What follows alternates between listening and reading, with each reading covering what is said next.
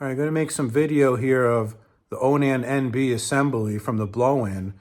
I didn't get to film it all because I was actually doing the work with my buddy Eric, but some of our friends got some footage. I'll put a link below to Steve's video, which is pretty good. But the first thing we did was we took his engine and put the factory trigger on it and referenced where the pin on the flywheel was. Then essentially we mounted my bracket, and I had to do a little bit of fit up work to it, maybe file it a little bit, just adjust it a little bit so the trigger lined up. And then we were able to hook up all the wires and fire it up. It has a little stand that he made, which is pretty cool, but it ran awesome once we got it all figured out. So I hope you enjoy. Onan engine. So, hit her. Oh, baby, look at that. See that? You got a lot of extras, though.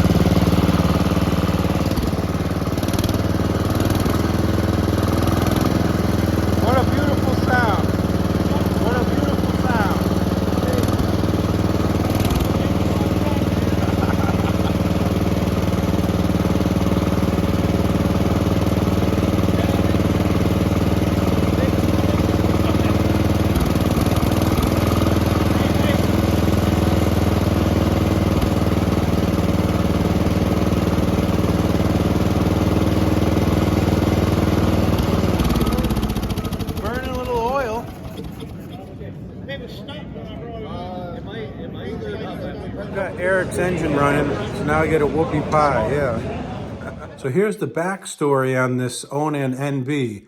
It came from a guy named Glenn, who was a avid Gravely collector. He passed away a couple of years ago. I want to say it was in right before COVID started, so maybe early 2020.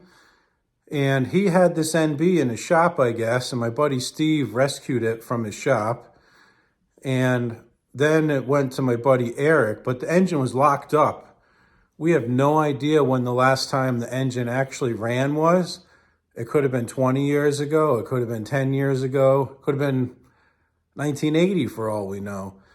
But Eric got it freed up. He ended up putting some oil in the cylinder or PB blaster or something. So when you see it smoking, more than likely it's burning out the fluids that he put in there, and the rings might be a little stuck from sitting for so long, but it did start to clear up as it ran, so that was a good sign.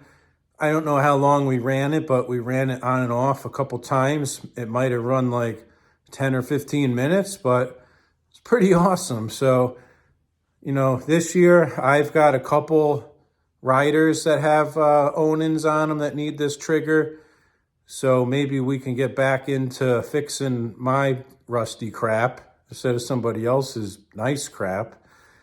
But I hope you enjoyed it, and I'd like to put this ignition on other engines. I want to try it on a K-Series Kohler.